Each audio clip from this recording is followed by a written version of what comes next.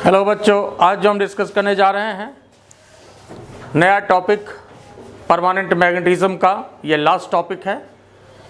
Type of magnetic material, type of magnetic material या इसको properties of magnetic substance के नाम से भी दिया जाता है। टाइप ऑफ मैग्नेटिक मटेरियल या प्रॉपर्टीज ऑफ मैग्नेटिक सब्सटेंस के नाम से दिया जाता है। तो देखिए, सबसे पहले इस टॉपिक को आप 5 मिनट में आपको हम इसका सारांश पूरा समझा देते हैं, फिर उसके बाद डिटेल से इसको हम लिखाएंगे आपको और डिस्कस करेंगे। 5 मिनट में इसके सारांश को पूरा समझा जा सकता है, फिर उसके बाद हम लोग डिटेल से पढ़ेंगे तो और अच्छे से समझ में आएगा। ठीक है, इसमें थोड़ा सा हम उल्टा तरीका अपना रहे हैं। पहले सारांश ही हम लोग इसका देख लें, उसके बाद हम लोग टॉपिक के डिटेल पर जाएंगे। ठीक है, तो इससे ज़्यादा अच्छा से समझ में और आएगा।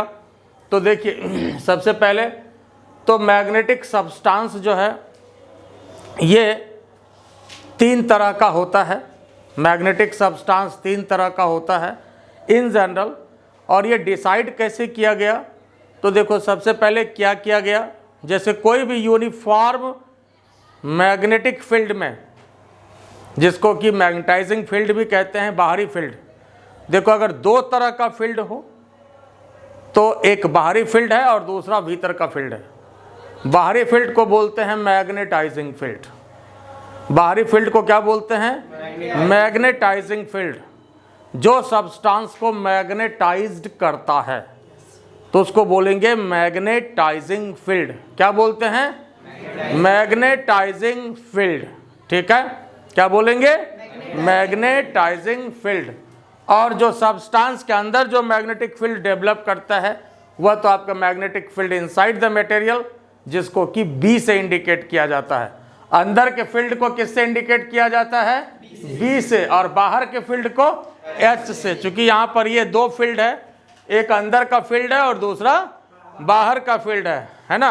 और जहाँ एक ही फील्ड होता है तब तो उसमें बोल देते हैं चलो उसको खाली बी से इंडिकेट कर देना है ना। अब जिसको एक ही बेटा है तो बड़का छोटा डिसाइड नहीं होता। अब 2 है तो डिसाइड होगा कि बड़ा वाले को बुलाने बोल रहे हैं कि छोटा वाले को बुलाना है ना। आई बात समझ में? तो यहाँ देखिए, तो क्या किया गया, जैसे मान लीजिए कि कोई भी ये एक्सटर्नल मैग्नेटिक फील्ड है जिसको कि मैग्नेटाइजिंग फील्ड बोला जाता है और इसको एच से इंडिकेट किया जाता है। और इसमें कई तरह के सब्सटेंस को रखा गया। क्या किया गया? कई तरह के सब्सटेंस को रखा गया। कई तरह के सब्सटेंस को रखा गया। जैसे मान लो पहले सब्सटेंस हम कोई भी रखे तो इसमें ये देख रहे हैं कि ये इस सब्सटेंस को रखे तो ये देख रहे हैं कि लाइन ऑफ फोर्सेस को क्या है, अपनी तरफ अट्रैक्ट कर रहा है और बहुत अट्रैक्ट कर रहा है, सबसे ज़्यादा अट्रैक्ट कर रहा है। ऐसे तो ये देख रहे हैं पैरेलल है, और जब मैग्नेटिक सब्सटेंस को हम यहाँ पर रख दिए, ठीक है, तो देख रहे हैं कि ये सब्सटेंस जो है ये लाइन ऑफ फोर्सेस को अपनी तरफ बहुत ज़्यादा अट्रैक्ट कर रहा है। अट्रैक्ट तो कर ही रहा है। देख रहे हो, इसको खींच लिया पकड़ के इधर, पहले तो पैरेलल था लेकिन इसको पकड़ के खींच लिया तो बहुत ज़्यादा अट्रैक्ट कर रहा है। तो जब बहुत ज़्यादा अट्रैक्ट कर रहा है तो इस तरह का जो सब्सटेंस है, इस तरह का सब्सटेंस कहलाता है आपका फेरोमैग्नेटिक सब्सटेंस। क्या कहलाता है? इसका नाम क्या दिया गया? Ferromagnetic substance. आई बात समझ में? अब इसमें फील्ड 2 तरह का है, एक भीतरी फील्ड है, दूसरा बाहरी फील्ड है। तो भीतरी फील्ड बी से इंडिकेट होता है, बाहरी फील्ड जो कि मैग्नेटाइजिंग फील्ड है एच से इंडिकेट करते हैं। तब इसमें यह बताओ कि इसमें बी ज़्यादा होगा कि एच ज़्यादा होगा? बी ज़्यादा होगा, इसलिए कि वो पकड़ के खींच लिया है, अट्रैक्ट कर लिया है। तो जब अट्रैक्ट कर लिया है तो बी ज़्यादा हो गया, तो बी ज़्यादा हो गया तो एच कम हो गया। और इस तरह का सब्सटेंस क्या कहलाता है? फेरोमैग्नेटिक सब्सटेंस कहलाता है।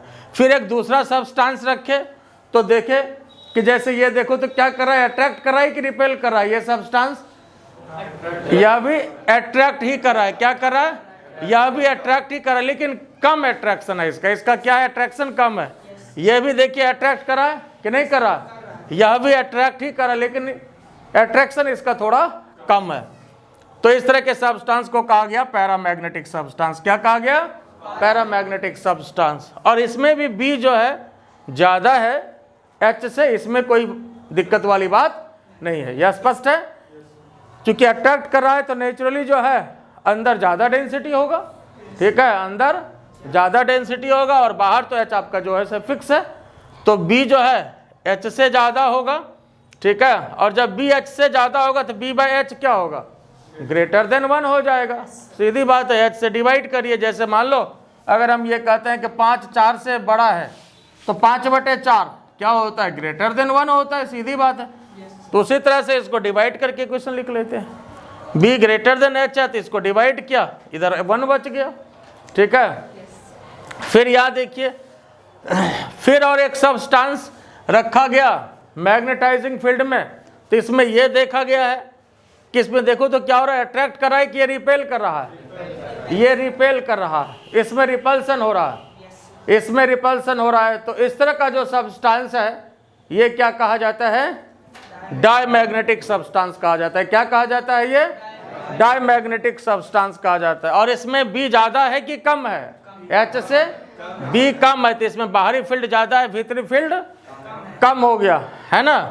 तो B लेस देन H है तो नेचुरली B/H का वैल्यू क्या हो जाएगा, लेस देन 1 हुआ, तो इसमें B/H का वैल्यू लेस देन 1 हुआ और यहाँ पर क्या हुआ, ग्रेटर देन 1 हुआ। और स्वाभाविक है इसमें भी ग्रेटर देन 1 ही होगा, इसलिए थोड़ा सा ग्रेटर और बढ़ा दिए हैं, मच ग्रेटर देन 1, इसलिए थोड़ा ज़्यादा होगा। आई बात समझ में। तो इसमें कई सब्सटेंस को रखा गया जब मैग्नेटाइजिंग फील्ड में, तो देखा गया कि ये 3 तरह का जनरल नेचर जो है वो पैदा हो रहा है, ये ऑब्जर्व किया गया। तो इसलिए उसको फिर कैटेगराइज कर दिया गया, जिसमें सबसे ज़्यादा अट्रैक्शन पावर है वो फेरोमैग्नेटिक सब्सटेंस, इसमें थोड़ा कम है लेकिन अट्रैक्ट करता है तो ये पैरामैग्नेटिक सब्सटेंस, और ये क्या कर रहा है, ये रिपेल कर रहा है, और ये डायमैग्नेटिक सब्सटेंस। तो देखो कोई भी प्रॉपर्टी, जितने भी बात हम आगे डिस्कस करेंगे, फेरोमैग्नेटिक और पैरामैग्नेटिक इस दोनों का नेचर मिलता जुलता है, इसलिए कि ये भी देख रहे हो अट्रैक्ट करता है, ये भी अट्रैक्ट करता है। आई बात समझ में। और ये जो है अपोजिट नेचर का होता है, ये क्या होता है, अपोजिट नेचर का होता है। ये दोनों सिमिलर नेचर का होता है, याद रखिएगा, ये दोनों सत्ता पक्ष का है ना। आई बात समझ में। ये सत्ता पक्ष का, ये मान लो MP है, ये इसको कैबिनेट मिनिस्ट्री मिला हुआ है, और ये जो विपक्षी पार्टी का नेता है, बस यही इसका सारांश है। बाकी अभी फिर आपको हम डिटेल से हम इसमें डिस्कस करने जा रहे हैं, क्योंकि कई बात इसमें आपको स्टडी करना है। क्या इंटेंसिटी ऑफ मैग्नेटाइजेशन होता है, क्या सक्सेप्टिबिलिटी होती है, ये सारी बात पर हम एक एक करके डिस्कस करने जा रहे हैं। पहले ये डायग्राम बना लीजिए फिर।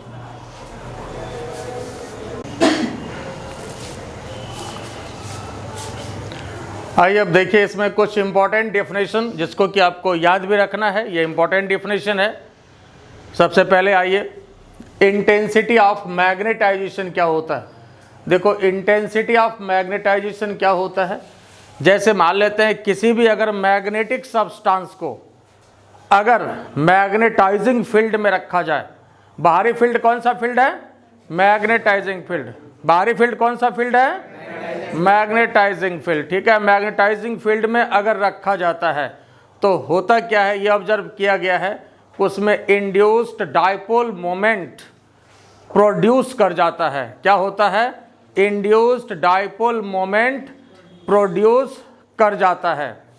तो यहाँ देखो, जो इंड्यूस्ड डाइपोल मोमेंट प्रोड्यूस करता है यूनिट वॉल्यूम में, कोई भी सब्सटेंस के यूनिट वॉल्यूम में जितना मैग्नेटिक डाइपोल मोमेंट प्रोड्यूस करता है उसी को क्या बोला जाता है, intensity of magnetisation.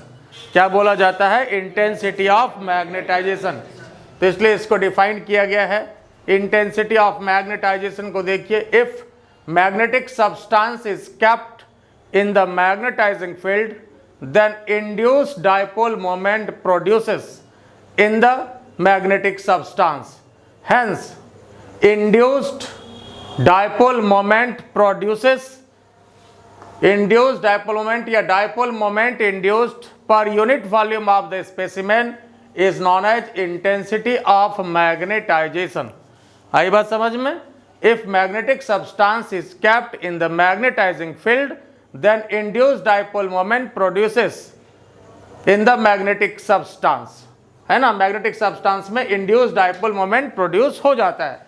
Hence dipole moment induced per unit volume of the specimen, मतलब यूनिट वॉल्यूम में जितना प्रोड्यूस होगा, यूनिट वॉल्यूम में जितना प्रोड्यूस होगा उसी को क्या बोलते हैं, इंटेंसिटी ऑफ मैग्नेटाइजेशन। तो I इक्वल टू m/v इसके लिए फॉर्मूला।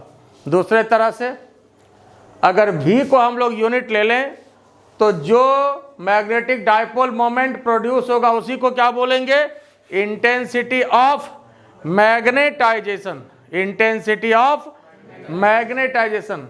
बात क्लियर हुआ? तो होता क्या ना कि कोई भी जो मैग्नेटिक सब्सटेंस है, कोई भी जो मैग्नेटिक सब्सटेंस है जब रखा जाता है मैग्नेटाइजिंग फील्ड में, मैग्नेटाइजिंग फील्ड कौन सा फील्ड होता है, बाहरी फील्ड होता है। मैग्नेटाइजिंग फील्ड कौन सा फील्ड होता है, बाहरी फील्ड होता है। तो जब बाहरी फील्ड में रखेंगे तो उसमें इंड्यूस्ड मैग्नेटिक मोमेंट प्रोड्यूस कर जाता है। इंड्यूस्ड मतलब क्या हुआ, इंडक्शन के कारण। किसके कारण, इंडक्शन के कारण। और इंडक्शन होता क्या है, उसके फील्ड में जाकर के, जैसे इंडक्शन इफेक्ट हम लोग पढ़े भी हैं और आगे आने वाला टॉपिक भी आपके पास इलेक्ट्रोमैग्नेटिक इंडक्शन, तो सिर्फ उस फील्ड में रहने की वजह से इंड्यूस हो जाता है। आई बात समझ में?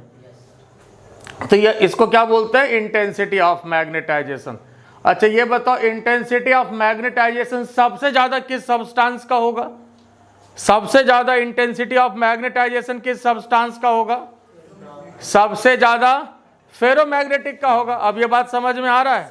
पहले चूंकि सारांश आपको पता है, तो सबसे ज्यादा इंटेंसिटी ऑफ मैग्नेटाइजेशन किसका होगा, फेरोमैग्नेटिक का होगा। चूंकि देखो यह जो है मैग्नेटिक सब्सटेंस का ये पैमाना है, पैरामीटर है, मैग्नेटिक सब्सटेंस कौन कितना स्ट्रांग है, कौन फेरोमैग्नेटिक होगा, कौन पैरामैग्नेटिक होगा, कौन डायमैग्नेटिक होगा, ये हम लोग I के अनुसार डिसाइड करते हैं। और ये सबसे ज़्यादा जिसका होगा उसी को फेरोमैग्नेटिक सब्सटेंस कहा गया है। ठीक है, फिर देखिए दूसरा जो इंपॉर्टेंट डेफिनेशन है वह है ससेप्टिबिलिटी। ससेप्टिबिलिटी इसको जो है जेटा या जॉ से इंडिकेट करते हैं। ससेप्टिबिलिटी इसको जेटा या जॉ, एक्स जैसा, इससे इंडिकेट करते हैं। और ये क्या होता है, ratio of intensity of magnetisation and magnetising field, ratio of intensity of magnetisation and magnetising field. तो जीटा जो होता है I और H का रेशियो होता है, I और H का रेशियो होता है ना। I और H का, I क्या है, इंटेंसिटी ऑफ मैग्नेटाइजेशन, I क्या है, इंटेंसिटी ऑफ, और H क्या है, H क्या है, मैग्नेटाइजिंग फील्ड, भीतरी की बाहरी, बाहरी। तो इस दोनों का रेशियो होता है जेटा ससेप्टिबिलिटी, या इसी को दूसरे तरह से हम कह सकते हैं intensity of magnetisation developed per unit magnetising field. मतलब H का मान अगर यूनिट ले लें, अगर यूनिट मैग्नेटाइजिंग फील्ड में किसी भी मैग्नेटिक सब्सटेंस को रखा जाए, यूनिट मैग्नेटाइजिंग फील्ड में किसी भी मैग्नेटिक सब्सटेंस को रखा जाए, तो उसमें जितना इंटेंसिटी ऑफ मैग्नेटाइजेशन डेवलप होगा उसी को कहा जाता है ससेप्टिबिलिटी। आई बात समझ में? क्या कहा जाता है उसको, ससेप्टिबिलिटी कहा जाता है, जिसको जेटा से इंडिकेट किया जाता है। और नेचुरली ये ससेप्टिबिलिटी भी किसका सबसे ज्यादा होगा, फेरोमैग्नेटिक सब्सटेंस का ही होगा। इसलिए कि I जिसका ज्यादा होगा जेटा उसका ज्यादा होगा, I जिसका ज्यादा होगा जेटा उसका ज्यादा होगा। बोलो बात समझ में आया? तो ये भी सबसे ज्यादा किसका होगा, फेरोमैग्नेटिक सब्सटेंस का ही होगा। बात समझ में आया? ठीक है, फिर आइए इसको दोनों तरह से डिफाइन करते हैं, ratio of intensity of magnetisation and magnetising field, और या तो intensity of magnetisation developed per unit magnetising field is known as susceptibility. लगा दीजिए। आई बात समझ में? बोलो इसमें कोई दिक्कत है? फिर ये देखिए नेक्स्ट है आपका मैग्नेटिक परमिएबिलिटी। क्या है, मैग्नेटिक परमिएबिलिटी। देखिए म्यू का यूज आप लोग बहुत दिन से कर रहे हैं, लेकिन एक्चुअल अब यहाँ पर आपको डेफिनेशन मिला। म्यू का यूज करें ना बहुत दिन से, है ना, म्यू का यूज बहुत दिन से कर रहे हैं, जो कि परमिएबिलिटी कहलाता है। तो एक्चुअली ये मैग्नेटिक परमिएबिलिटी है। म्यू का यूज कहाँ करते हैं हम लोग? मैग्नेटिक वाले केस में ही तो करते हैं। इलेक्ट्रिक वाले केस में क्या यूज होता था? एप्सिलॉन यूज होता था। इलेक्ट्रिक के केस में एप्सिलॉन, मैग्नेटिक के केस में म्यू का यूज होता है।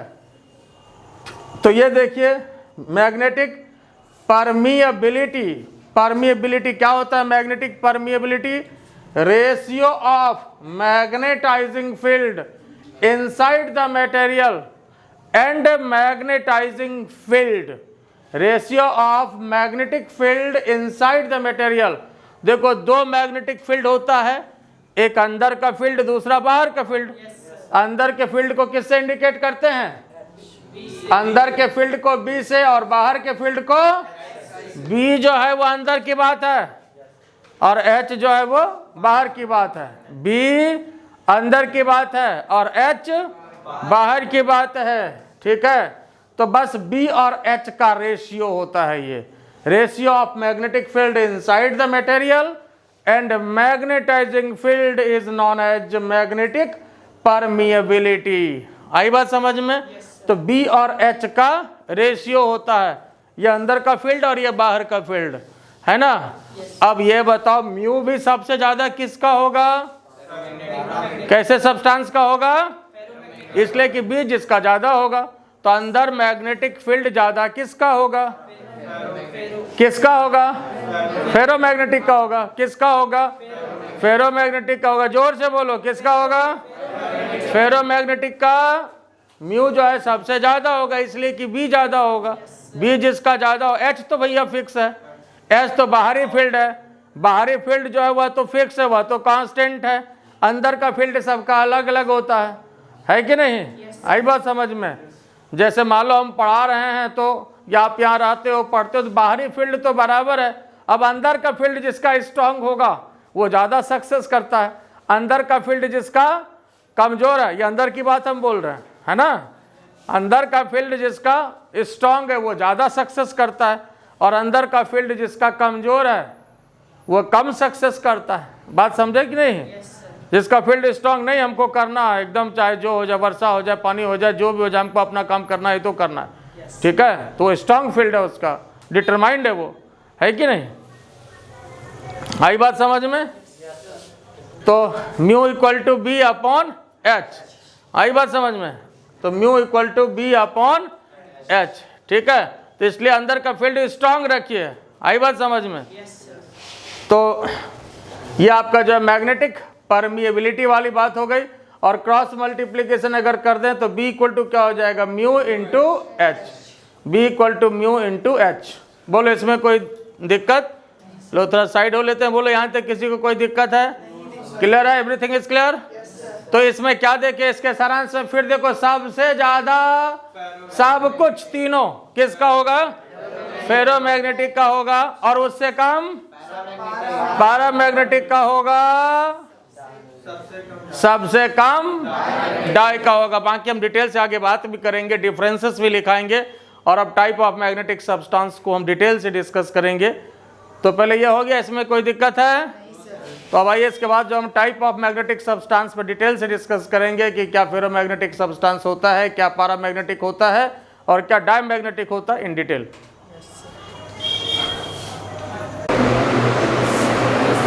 देखिए अब डिटेल से टाइप ऑफ मैग्नेटिक सब्सटेंस के बारे में। तो मैग्नेटिक सब्सटेंस मेजर रूप से तीन तरह का होता है, ये आपको पता है। फेरोमैग्नेटिक सब्सटेंस, और दूसरा पैरामैग्नेटिक सब्सटेंस, और तीसरा डायमैग्नेटिक सब्सटेंस। तो आइए सबसे पहले फेरोमैग्नेटिक सब्सटेंस क्या होता है। देखो फेरोमैग्नेटिक सब्सटेंस होता है ऐसा सब्सटेंस जिसको कि अगर मैग्नेटाइजिंग फील्ड में रखा जाता है तो वह स्ट्रांगली अट्रैक्टेड होता है in the direction of magnetising field. Strongly attracted in the direction of magnetising field, इसी बात को लिखा गया है।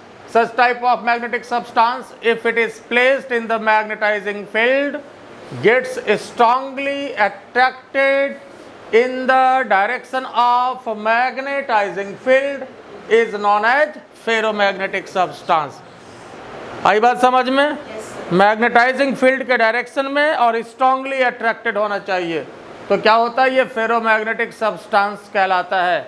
और इसका जो एग्जाम्पल है वो है आयरन, कोबाल्ट, निकेल, एक्स्ट्रा, ये सभी फेरोमैग्नेटिक सब्सटेंस के अंतर्गत आता है। ठीक है। अब देखिए इसमें जो एक खास बात है, बहुत इम्पॉर्टेंट पॉइंट है, सबसे इम्पॉर्टेंट पॉइंट कह सकते हैं इसका, वो है क्यूरी टेम्परेचर। देखो साहब, क्यूरी टेम्परेचर क्या होता है, अगर किसी भी मैग्नेटिक सब्सटेंस का, खास करके ये फेरोमैग्नेटिक सब्सटेंस के लिए है, पहली बात तो ये भी याद रखिएगा, इंपॉर्टेंट ऑब्जेक्टिव क्वेश्चन है, Curie temperature is valid for ferromagnetic substance. Curie temperature is valid for ferromagnetic substance. तो ये ऑब्जर्व किया गया है कि किसी भी फेरोमैग्नेटिक सब्सटेंस का अगर टेम्परेचर बढ़ाते हैं तो इसका जो फेरोमैग्नेटिक प्रॉपर्टी है, जिसको कि फेरोमैग्नेटिज्म भी कहा जाता है, इसकी फेरोमैग्नेटिक प्रॉपर्टी, जिसको कि फेरोमैग्नेटिज्म भी कहा जाता है, वो क्या होता है, डिक्रीज करता है टेम्परेचर बढ़ाने से। देखो कोई भी जो मैग्नेटिक सब्सटेंस है उसकी प्रॉपर्टी कई तरह से घटती है, जैसे टेम्परेचर बढ़ाने से इसकी प्रॉपर्टी यहाँ पर घट रही है, टेम्परेचर सबसे बड़ा फैक्टर है, अगर बढ़ाएंगे तो उसकी जो फेरोमैग्नेटिक प्रॉपर्टी है वह डिक्रीज करती है। आई बात समझ में? फिर जैसे मान लो हैमरिंग किया जाए, पीटा जाए, हथौड़ा दिया जाए, उससे भी मैग्नेटिक प्रॉपर्टी, कोई भी मैग्नेट का जो है वो डिस्ट्रॉय करता है। फिर तीसरा है समय के साथ, समय बहुत बलवान होता है कि नहीं? तो समय के साथ सबका जो है मैग्नेटिक प्रॉपर्टी डिक्रीज कर जाता है कि नहीं? समय के साथ मैग्नेटिक प्रॉपर्टी डिक्रीज करता है ना? जैसे मान लो जो अभी मैग्नेटिक प्रॉपर्टी जो अभी लेटेस्ट हीरो हीरोइन के पास है, वो 10-20 साल बाद उसका रहेगा, ख़त्म हो जाएगा, है कि नहीं? या घटेगा? घटेगा कि नहीं घटेगा, है ना? मान लो अभी अगर जो अभी नया हीरो है वो सब अगर आपके शहर में आ जाए देखने के लिए, उम्र पड़ेगा, थोड़ा बूढ़ा हीरो है आए तो कम भीड़ हो या बूढ़े लोगों की भीड़ हो, है कि नहीं? आई बात समझ में? तो इसलिए मैग्नेटिक प्रॉपर्टी जो है वो समय के साथ घटता है। तो यहाँ पर जो है क्यूरी टेम्परेचर क्या है, देखिए, it is observe that if temperature of ferromagnetic substance increases it's ferromagnetic property, जिसको कि फेरोमैग्नेटिज्म भी कहा जाता है, क्या होता है साहब, डिक्रीज करता है ना? डिक्रीज करता है, लेकिन एक सर्टेन टेम्परेचर के बाद, आफ्टर सर्टेन टेम्परेचर, ये फेरोमैग्नेटिक बिहेवियर को लॉस कर देता है और ये पैरामैग्नेटिक का बिहेवियर शो करने लगता है। आई बात समझ में? तो after certain temperature it behaves like paramagnetic material या पैरामैग्नेटिक सब्सटेंस। दिस सर्टेन या critical temperature is known as Curie temperature. यह जो सर्टेन या क्रिटिकल टेम्परेचर है, इसी को क्या कहा जाता है, क्यूरी टेम्परेचर कहा जाता है। क्या कहा जाता है? क्यूरी टेम्परेचर कहा जाता है। आई बात समझ में? यह जो सर्टेन और क्रिटिकल टेम्परेचर है, इसको क्या कहा जाता है, क्यूरी टेम्परेचर कहा जाता है। बोलो, बात समझ में आया कि नहीं? दिस सर्टेन और critical temperature is known as Curie temperature. और क्यूरी टेम्परेचर जो आयरन का होता है, कम से कम आयरन का याद रखिएगा, सबको याद रखना जरूरी नहीं है, 770 डिग्री सेल्सियस होता है आयरन का क्यूरी टेम्परेचर।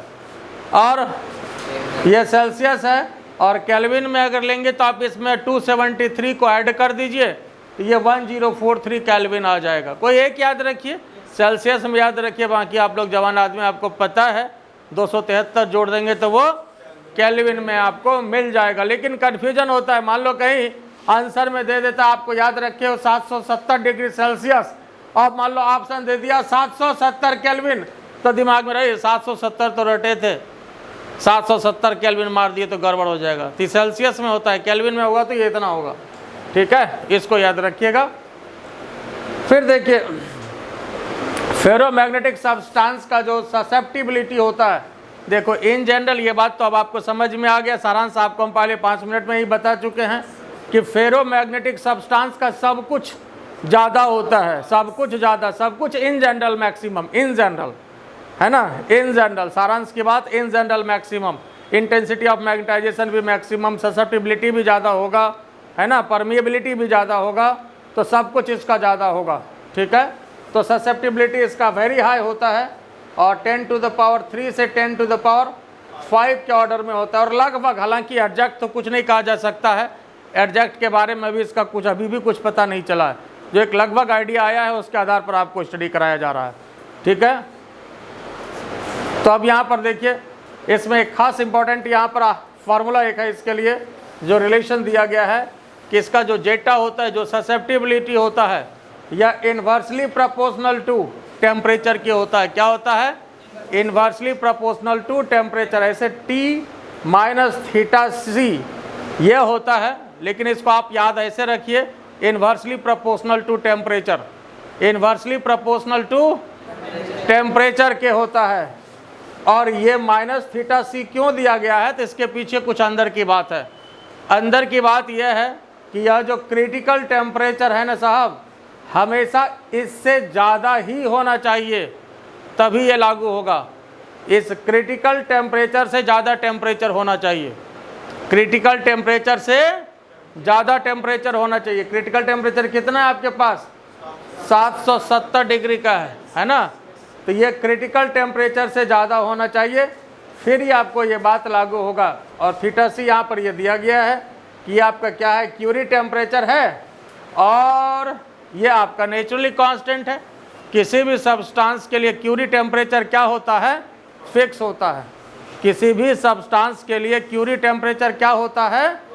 कांस्टेंट होता है, फिक्स है। इसलिए यहाँ पर आपको दिया गया है कि जेटा जो है वो आपका directly proportional to 1/T minus theta C, है ना। थीटा सी इसलिए दिया गया कि क्यूरी टेम्परेचर से ज़्यादा होना चाहिए, तभी ये लागू होगा, ठीक है, नहीं तो लागू नहीं होगा। आई बात समझ में? क्यूरी टेम्परेचर से ज़्यादा होना चाहिए, ठीक है, क्योंकि क्यूरी टेम्परेचर एक क्रिटिकल टेम्परेचर है, जिसके बाद क्या होता है? क्यूरी टेम्परेचर के बाद क्या होता है? फेरोमैग्नेटिक सब्सटेंस जो है पैरामैग्नेटिक में बदल जाता है, अगर टेम्परेचर को बढ़ाया जाता है तो। आई बात समझ में? तो और इसके लिए अगर ग्राफ लिया जाए 1/zeta m और टेम्परेचर के बीच, तो स्ट्रेट लाइन आता है, लेकिन ऐसा ये ऑरिजिन से पास नहीं करेगा, ये इस तरह का ग्राफ होगा। और ये ग्राफ भी इसका ये इम्पॉर्टेंट है, इसको भी आपको याद रखना है, ठीक है। 1/zeta m और यहाँ पर T टेम्परेचर है, ठीक है, और थीटा सी जो है क्यूरी टेम्परेचर है, इसी वजह से इसको माइनस किया गया है, इसलिए कि इसके ज़्यादा होना चाहिए। बोलो इसमें कोई दिक्कत है? ये समझ गए ना? यहाँ तक लिख लीजिए, फिर इसके बाद हम आगे डिस्कस करेंगे पैरामैग्नेटिक। आइए next, paramagnetic material. Paramagnetic material क्या होता है? पैरामैग्नेटिक मटेरियल या पैरामैग्नेटिक सब्सटेंस, बात एक ही है। पैरामैग्नेटिक मटेरियल बोलें या पैरामैग्नेटिक सब्सटेंस, बात एक ही है। तो पैरामैग्नेटिक मटेरियल ऐसा मटेरियल होता है जिसको अगर मैग्नेटिक फील्ड में रखते हैं, मतलब एक्सटर्नल मैग्नेटिक फील्ड में, एक्सटर्नल मैग्नेटिक फील्ड को और क्या बोला जाता है? Magnetising field. मैग्नेटाइजिंग फील्ड में रखते हैं तो वह अट्रैक्टेड होता है, लेकिन फीवली अट्रैक्टेड होता है, कमज़ोर रूप से अट्रैक्टेड होता है। अट्रैक्शन तो इसमें भी होता है, लेकिन फीवली अट्रैक्टेड होता है in the direction of magnetic field. इसी को डिफाइन किया गया है, such type of magnetic material if it is placed in the magnetising field या external magnetic field gets feebly attracted in the direction of magnetising field is known as paramagnetic material. क्या कहा जाता है? Paramagnetic material कहा जाता है। क्या कहा जाता है? पैरामैग्नेटिक मटेरियल कहा जाता है। और जो खास बात है, its susceptibility is inversely proportional to temperature. इसकी जो सक्सेप्टिबिलिटी होती है वह इनवर्सली प्रोपोर्शनल टू टेम्परेचर। अगर टेम्परेचर बढ़ेगा तो इसकी सक्सेप्टिबिलिटी क्या होगी? घटेगी। आई बात समझ में? अगर टेम्परेचर बढ़ेगा तो इसकी सक्सेप्टिबिलिटी क्या होगी? घटेगी। तो यहाँ पर जीटा जो है inversely proportional to temperature. Zeta क्या होता है? Inversely proportional to temperature. आई बात समझ में? और इस तरह का फेरोमैग्नेटिक में भी था, फेरोमैग्नेटिक मटेरियल में भी था, लेकिन थोड़ा सा फर्क था। वहां क्या होता था? T माइनस थीटा सी होता था। ये फर्क है। वहां पर T माइनस थीटा सी होता था, क्यूरी टेम्परेचर को माइनस किया जाता था। आई बात समझ में? और यहाँ पर इनवर्सली प्रोपोर्शनल टू टेम्परेचर है, और इसको क्या कहा जाता है? क्यूरी लॉ कहा जाता है। तो ध्यान रहे कि पारामैग्नेटिक मटेरियल के लिए क्यूरी लॉ तो होता है, लेकिन क्यूरी टेम्परेचर पारामैग्नेटिक मटेरियल के लिए नहीं होता है। क्यूरी टेम्परेचर किसके लिए होता है? फेरोमैग्नेटिक मटेरियल में लिखाए हुए हैं। फेरोमैग्नेटिक मटेरियल में क्यूरी टेम्परेचर होता है, लेकिन क्यूरी लॉ पारामैग्नेटिक मटेरियल के लिए होता है। तो यह जो है कन्फ्यूजेबल है, इसलिए याद रखिएगा, सावधानी हटी दुर्घटना घटी। तो इसलिए याद रखिएगा, आप बोलिएगा सर ही तो पढ़ाए थे, है ना? ये कन्फ्यूजेबल पॉइंट है। क्यूरी टेम्परेचर फेरोमैग्नेटिक सब्सटेंस के लिए होता है, और क्यूरी लॉ जो है वो पैरामैग्नेटिक सब्सटेंस के लिए होता है। आई बात समझ में? और फेरोमैग्नेटिक में जो लिखाए थे zeta is inversely proportional to, है ना, या directly proportional to 1/T minus theta C, उसको कहा जाता है क्यूरी विन्स लॉ भी कहा जाता है। क्या कहा जाता है? क्यूरी विन्स लॉ कहा जाता है। क्या कहा जाता है? क्यूरी विन्स लॉ, है ना? आई बात समझ में? तो अब यहां पर देखिए, इसका अगर ग्राफ खींचा जाए, किसका? यहां पर जीटा और टेम्परेचर के बीच, सक्सेप्टिबिलिटी और टेम्परेचर के बीच अगर ग्राफ खींचा जाता है, तो साहब जैसे जैसे टेम्परेचर बढ़ेगा वैसे वैसे इसकी जो सक्सेप्टिबिलिटी होगी वो क्या होगी? घटेगी। तो इसका इस तरह का जो है पारामैग्नेटिक मटेरियल का ग्राफ आता है। ठीक है? और एग्जाम्पल इसका है आपके पास sodium, magnesium, potassium, aluminium, liquid, oxygen, इसको याद रखना है। और ये देखिए जो डिफिनेशन कहता है कि जब एक्सटर्नल मैग्नेटिक फील्ड में रखते हैं, इस तरह से भी इसका डायग्राम बना सकते हैं, इधर नॉर्थ पोल, इधर मैग्नेट का south pole. Magnetic line of forces किधर से निकलेगा? नॉर्थ से साउथ की तरफ ऐसे जाएगा, और इसके बीच में पारामैग्नेटिक सब्सटेंस को रखा, इसके बीच में यहाँ पर पारामैग्नेटिक सब्सटेंस को रखा। तो ये क्या किया है? देखो ये लाइन ऑफ फोर्सेस को क्या किया? ये अपनी तरफ अट्रैक्ट कर रहा है, लाइन ऑफ फोर्सेस को अपनी तरफ अट्रैक्ट किया। हालांकि ये फीबली अट्रैक्ट करता है, मतलब कमजोर रूप से। फीबली का मतलब होता है कमजोर रूप से, और फेरोमैग्नेटिक थोड़ा ज़्यादा अट्रैक्शन देता है। लेकिन ये यहाँ भी श्योर है कि अंदर का जो फील्ड है B है, और बाहरी फील्ड क्या है? H है। तो अंदर का जो फील्ड होगा B ग्रेटर देन H होगा, अंदर का जो फील्ड होगा B ग्रेटर देन H होगा। तो B/H क्या होगा? ग्रेटर देन 1 होगा। B/H क्या होगा? ग्रेटर देन 1 होगा। बोलो इसमें कोई दिक्कत है? बोलो बात समझ में आया कि नहीं आया? ठीक है? तो यहाँ पर मैग्नेटिक फील्ड के डायरेक्शन में अट्रैक्ट होता है। देखो कभी कभी ऐसा भी क्वेश्चन दिया जाता है, जैसे मान लो ऐसा दिया जाता है कि इस तरह से यूट्यूब में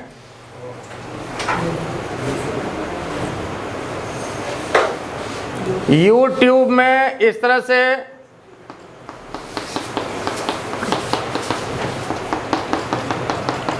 लिक्विड दिया जाता है, और ये आपको डिसाइड करना होता है इसके डायरेक्शन से,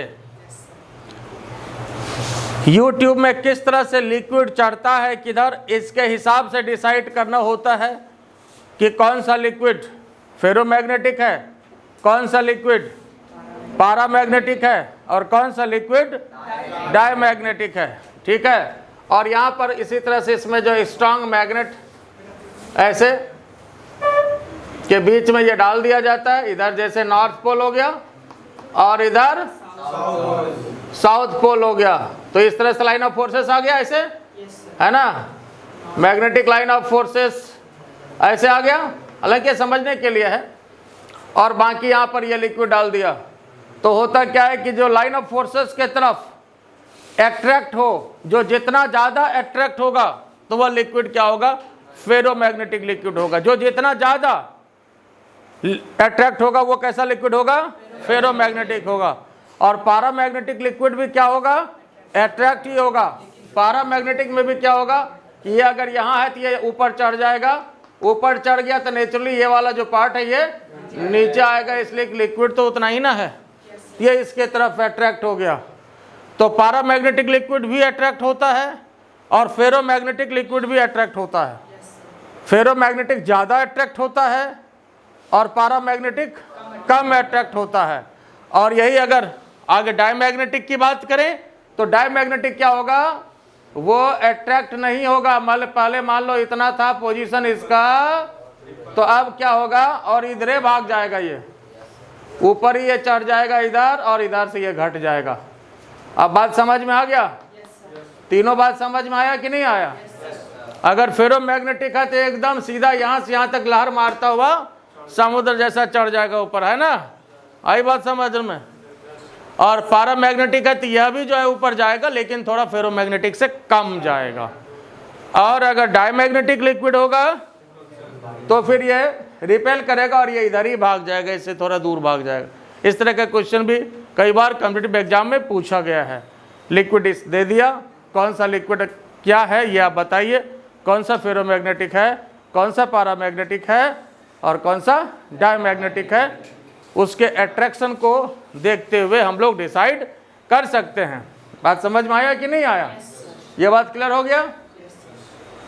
फिर देखो, जैसे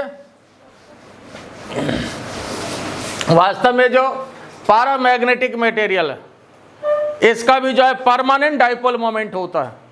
पैरामैग्नेटिक मटेरियल का भी परमानेंट डाइपोल मोमेंट होता है। देखो ऐसे तो जैसे कोई भी अगर मैग्नेटिक सब्सटेंस है तो इसमें भी इसका स्पिन जैसे तैसे होता है, जैसे तैसे, ऐसे, किसी में ऐसे ऐसे,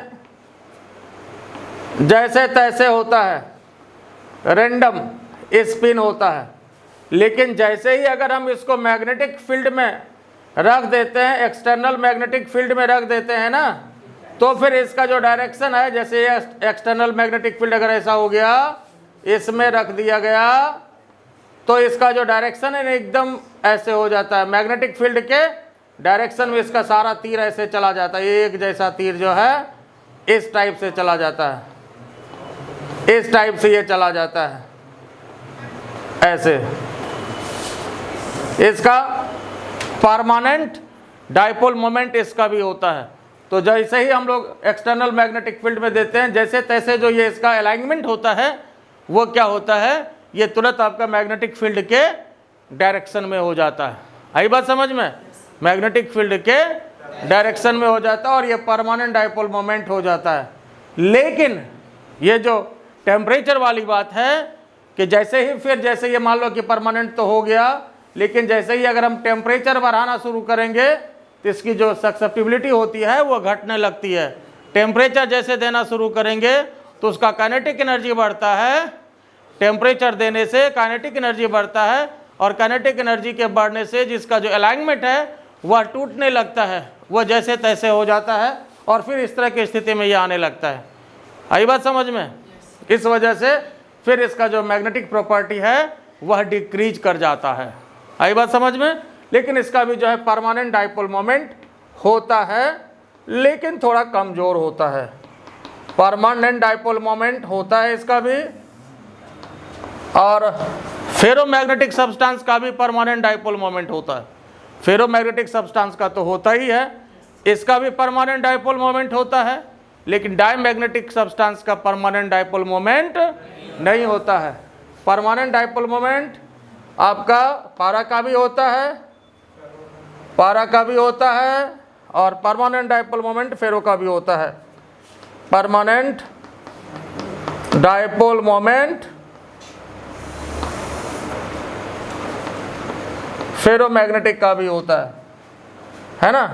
तो ये सब आप डिफरेंसेस में भी इस बात को लिख सकते हैं। जैसे मान लो अगर क्वेश्चन पूछा जाता है आपसे कि what is differences between ferromagnetic, paramagnetic और डायमैग्नेटिक, तो उसमें भी ये सारे बात को लिख सकते हैं। वैसे हम आपको लिखा भी देंगे एक टेबल बना करके टेबुलर फॉर्म में, लेकिन इस बात को ध्यान रखिएगा तो कहीं कोई दिक्कत वाली बात नहीं है। और ये तो बोले ही हैं जो बाल बच्चेदार स्टूडेंट हो, है ना। तो मतलब सारांश यही है इसका कि हर नेचर पारा का फेरो और पारा मिलता जुलता है, और स्ट्रांग सब चीज में फेरो होगा। फेरोमैग्नेटिक सबसे स्ट्रांग, फिर पारामैग्नेटिक, और दोनों का नेचर मिलता जुलता, और डायमैग्नेटिक को अपोजिट में डाल देना है। ये ओवरऑल सारांश है, ठीक है। ये पारामैग्नेटिक मटेरियल की बात हुई, और इसके बाद हम डायमैग्नेटिक मटेरियल की बात करते हैं। इसको लिख लीजिए।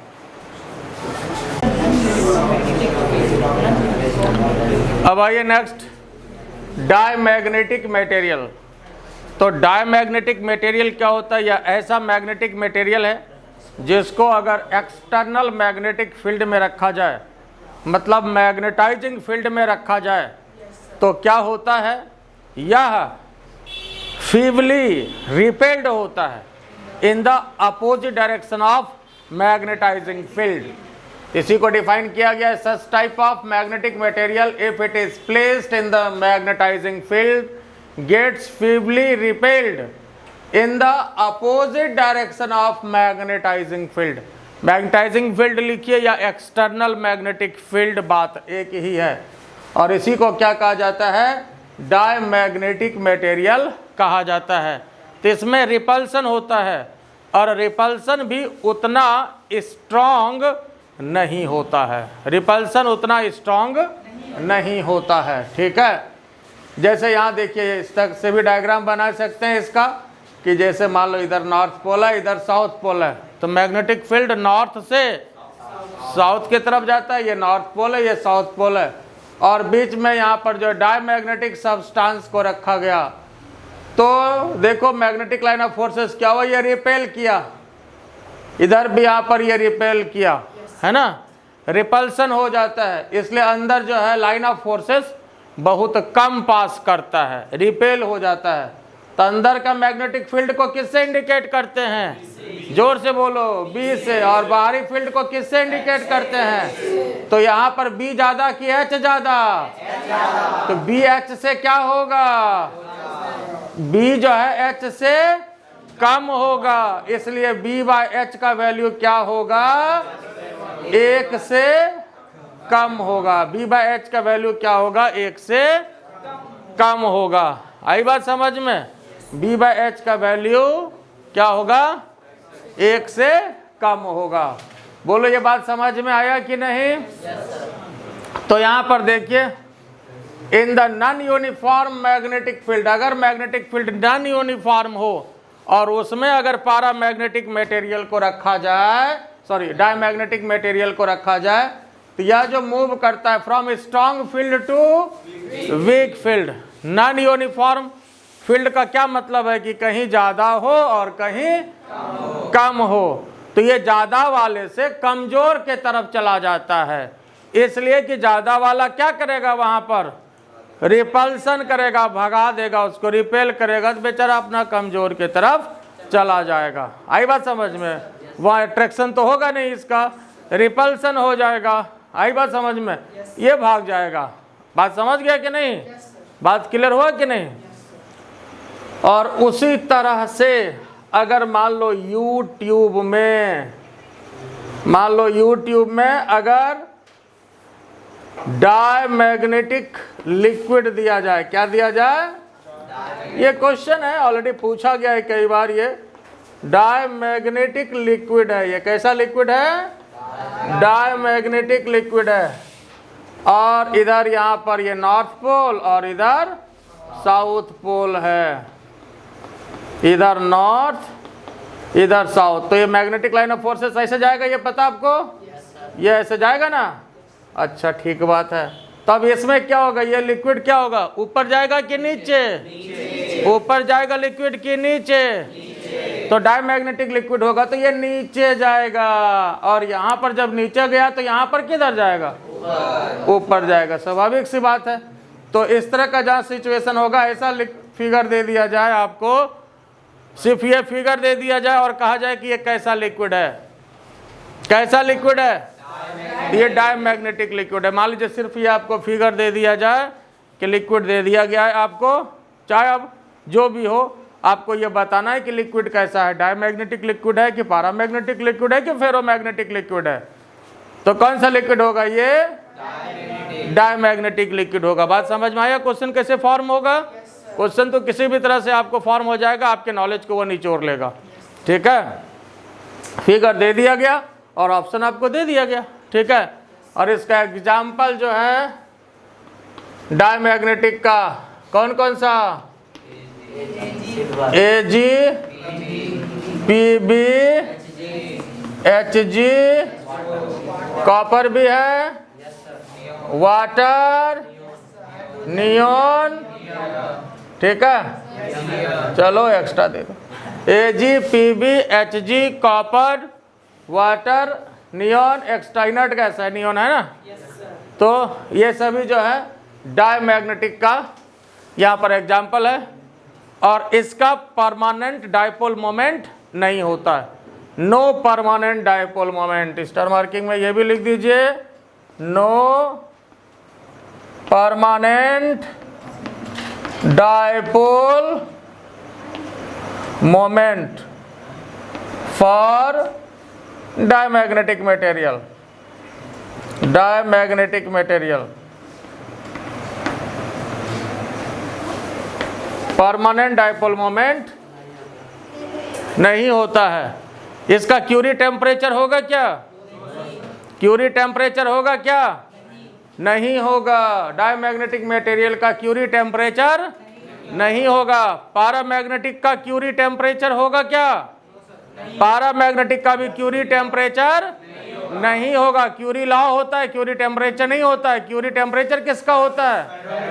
फेरोमैग्नेटिक का। आयरन का क्यूरी टेम्परेचर कितना होता है? 770 डिग्री या 1043 केल्विन, है ना। 1043 केल्विन, 1043 केल्विन, है ना। कोई एक में याद रखिए आप, आयरन का कम से कम याद रखना जरूरी है। ये बात क्लियर हो गया? बोलो, ये समझ गए ना? तो चलिए इसके बाद हम डिफरेंसेस की बात करेंगे कि क्या डिफरेंसेस होता है तीनों में। इसको लिख लीजिए। अब आइए, difference between ferromagnetic, paramagnetic and diamagnetic substance. Difference between ferro, para and diamagnetic substance, तीनों के बीच क्या डिफरेंस है। खास करके ये बोर्ड एग्जाम में बहुत ज़्यादा पूछा जाता है कि डिफरेंस लिखिए या कंपैरिजन। बात एक ही है, comparison between ferromagnetic, paramagnetic and diamagnetic, है ना। तो देखिए, हम लोग ऑलरेडी पढ़े हुए हैं, इसी को थोड़ा सा हम लोग टेबलर फॉर्म में किए हैं। तो देखिए, फेरोमैग्नेटिक सब्सटेंस क्या होता है, जैसा हम लोग देखें कि substances are strongly attracted by the magnet या मैग्नेटिक फील्ड या मैग्नेटाइजिंग फील्ड। बात एक ही है। तो स्ट्रांगली क्या होता है? ये अट्रैक्टेड होता है। ऐसा सब्सटेंस जो है वह स्ट्रांगली अट्रैक्टेड होता है। क्या होता है? स्ट्रांगली अट्रैक्टेड होता है। और ये जो होगा पैरामैग्नेटिक, ये भी क्या होता है? अट्रैक्टेड होता है, लेकिन फीवली अट्रैक्टेड होता है। क्या होता है? फीवली अट्रैक्टेड होता है, कमजोर रूप से, लेकिन अट्रैक्शन होता है, अट्रैक्टेड होता है। और ये क्या होता है? फीवली रिपेल्ड। इसमें रिपल्सन हो जाता है। इसमें क्या हो जाता है? रिपल्सन हो जाता है, ये रिपेल हो जाता है। ये पहला हुआ। फिर दूसरा, आई जो है, आई मतलब इंटेंसिटी ऑफ मैग्नेटाइजेशन। आई का मतलब यहाँ पर इंटेंसिटी ऑफ मैग्नेटाइजेशन से, तो ये very large and positive. Ferromagnetic substance का intensity of magnetization very large होता है और पॉजिटिव होता है। लार्ज तो हो गई। फेरोमैग्नेटिक का इंटेंसिटी ऑफ मैग्नेटाइजेशन सबसे ज़्यादा होता है।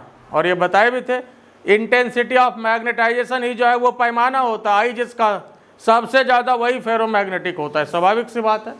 तो आई इसका जो इंटेंसिटी ऑफ मैग्नेटाइजेशन लार्ज होगा और पॉजिटिव होगा, और इसका जो इंटेंसिटी ऑफ मैग्नेटाइजेशन होता है स्मॉल होता है, लेकिन पॉजिटिव इसका भी होता है, स्मॉल होता है लेकिन पॉजिटिव होता है, ठीक है। और इसका जो इंटेंसिटी ऑफ मैग्नेटाइजेशन होता है स्मॉल होता है लेकिन नेगेटिव, ये अपोजिट नेचर में जाएगा।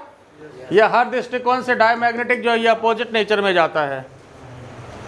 अब तीसरा देखिए फिर सक्सेप्टिबिलिटी है ना, zeta, very large and positive, ये भी वेरी लार्ज है पॉजिटिव। नेचुरली आई ज़्यादा है तो एक्स ज़्यादा होगा, आई ज़्यादा है तो जेटा ज़्यादा होगा, इसलिए कि जेटा इक्वल टू क्या बताए थे, आई बाई एच होता है। तो सीधी सी बात है, दोनों का तो सिमिलर नेचर होगा, है ना। जेटा ज़्यादा होगा, सक्सेप्टिबिलिटी जो है इसका लार्ज होगा, पॉजिटिव होगा। और टेम्परेचर डिपेंडेंट, टेम्परेचर से डिपेंड करता है। कैसे करता है ये भी बताए थे कि जेटा जो है वह इन्वर्सली प्रोपोर्शनल टू या directly proportional to 1/t minus theta C. तो खैर इतना लिखना जरूरी नहीं, यहाँ पर टाइम डिपेंडेंट है, हो गया। टाइम पर टेम्परेचर डिपेंडेंट होता है, ठीक है।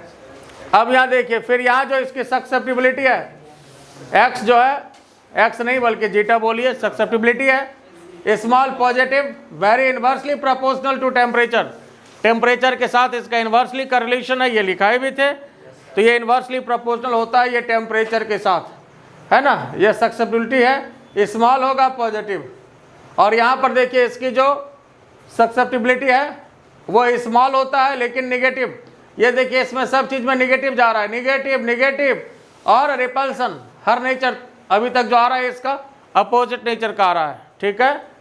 और उसके बाद mu r much greater than 1, mu r का वैल्यू क्या होता है, रिलेटिव परमिबिलिटी, एक से ज़्यादा तो होगा ही लेकिन मच ग्रेटर होगा, है ना, ज़्यादा होगा। और यहाँ पर स्लाइटली ग्रेटर देन 1 होगा, स्लाइटली ग्रेटर देन 1 होगा। और यहाँ पर तो ये लेस देन 1 हो जाएगा, है ना, यहाँ पर जो है लेस देन 1 हो जाएगा। तो यहाँ भी ग्रेटर ग्रेटर लेकिन ये लेस हो गया, यहाँ भी अपोजिट नेचर में चला गया, ठीक है। फिर यहाँ देखिए in the line of forces are pulled in by the substance, वही ये लाइन ऑफ फोर्सेस को अपने अंदर खींचता है, ये पुल्ड इन अट्रैक्ट करता है, पुल्ड इन मतलब अपने अंदर खींचता है, बात एक ही है। यहाँ पर देखिए in it line of forces are pulled in by the substance, स्वाभाविक सी बात ये भी अंदर खींचता है और ये ज़्यादा खींचता है, इसलिए बी का जो वैल्यू होता है, बी का value much greater then H होता है। और यहाँ पर ये भी खींचता है लेकिन कम खींचता है, इसलिए ग्रेटर देन एच हो गया। बोलो कोई तकलीफ इसमें। अब यहाँ पर फिर देखिए in it line of forces are expelled, इसमें एक्सपेल किया जाता है, रिपल्सन होता है ना, डायग्राम आपको बताया गया है सारा कुछ, रिपल्सन होता है, इस वजह से बी जो है लेस देन एच होता है। बोलो कोई तकलीफ है इसमें, ये समझ गए। फिर देखिए अब नेक्स्ट में एटम्स है permanent dipole moment, ferromagnetic substance का परमानेंट डाइपोल मोमेंट होता है, परमानेंट डाइपोल मोमेंट होता है। और इसका भी क्या होता है, परमानेंट डाइपोल मोमेंट होता है, डाइपोल मोमेंट दोनों का परमानेंट होगा। और इसका do not have any dipole moment, इसका कोई भी डाइपोल मोमेंट नहीं होता है, नो डाइपोल मोमेंट होता ही नहीं है, ठीक है। और फिर यहाँ देखिए इट हैज क्यूरी टेम्परेचर, इसका क्यूरी टेम्परेचर होता है फेरोमैग्नेटिक सब्सटेंस का, कितना होता है, आयरन के केस में 770 डिग्री सेल्सियस क्यूरी टेम्परेचर होता है। और इसका कोई क्यूरी टेम्परेचर नहीं होता है, पैरामैग्नेटिक के लिए क्यूरी टेम्परेचर नहीं होता, लेकिन क्यूरी लॉ होता है, याद रखिएगा, क्यूरी लॉ होता है, क्यूरी टेम्परेचर नहीं होता है। Curie temperature is valid for ferromagnetic substance only, Curie temperature is valid for ferromagnetic substance only, ठीक है। नो क्यूरी टेम्परेचर, और इसका भी कोई क्यूरी टेम्परेचर नहीं होता है, ठीक है। फिर इसके बाद देखिए एक्सहिबिटेड बाय सॉलिड ओनली, और फेरोमैग्नेटिक की खास प्रॉपर्टी है कि ये सॉलिड ही जो है फेरोमैग्नेटिज्म को शो करेगा, लेकिन क्वेश्चन में लिक्विड भी दे सकता है, लेकिन होता है एक्चुअली यह जो एक्सहिबिट करता है सॉलिड ही करता है, फेरोमैग्नेटिज्म जो है ये सॉलिड ही करता है। और उसका क्रिस्टलाइन स्ट्रक्चर भी होना चाहिए, क्रिस्टलाइन स्ट्रक्चर और सॉलिड होना चाहिए, लेकिन क्वेश्चन में लिक्विड भी आपको दे सकता है ना। जैसे 1 रुपये में 5 दर्जन केला मिलता है, मार्केट में नहीं मिलता, क्वेश्चन में मिलता है, उसी तरह से फेरोमैग्नेटिक लिक्विड देकर के भी आपसे पूछा जा सकता है जैसे अभी बताए थे ना यूट्यूब वाला, उसी तरह से लिक्विड डाल दिया, कहा कि भैया फेरोमैग्नेटिक लिक्विड है, तो हो सकता है, क्वेश्चन में हो सकता है, ऐसे नहीं होता। एक्सबिटेड बाय सॉलिड ओनली, और यह जो है एक्सबिटेड बाय सॉलिड, लिक्विड और गैस सारा होता है। यहाँ भी एक्सबिटेड बाय सॉलिड, लिक्विड, गैस ये सभी होता है। ये तीनों सब्सटेंस डायमैग्नेटिक को शो करता है। यहाँ भी सॉलिड, लिक्विड, गैस तीनों पैरामैग्नेटिक को शो करता है, ठीक है। और ये जो फेरोमैग्नेटिक को जो शो करेगा सिर्फ वह सॉलिड ही होगा, ठीक है। और इसका बाकी तो एग्जाम्पल है, ये आपको याद रखना, आयरन, कोबाल्ट, निकल, ये सभी आपका फेरोमैग्नेटिक का एग्जाम्पल है, ठीक है। और यहाँ पर सोडियम, मैग्नीशियम, एल्यूमिनियम है ना, मैग्नीज, ये सभी आपका पैरामैग्नेटिक का एग्जाम्पल है। और डायमैग्नेटिक के लिए जो है आपका bismuth, copper, Ag, Hg, Pb, neon. और ध्यान रखिएगा कॉपर कन्फ्यूजेबल है, कॉपर कन्फ्यूजेबल है। कॉपर जो है ये आपका डायमैग्नेटिक सब्सटेंस में आता है। ये बात क्लियर हो गया? बोलो यहाँ तक किसी को कोई कष्ट है? क्लियर है? कोई दिक्कत यहाँ तक? तो चलिए ठीक है, आज इतना ही, ठीक है। शेष नेक्स्ट डे। मैं हूँ आर के जैसन, हमारा छोटा सा चैनल इनोवेशन एकेडमी। और अगर फ़ायदा हो रहा हो तो क्या करना है, लाइक करना है, सब्सक्राइब करिए, शेयर करिए। Thank you.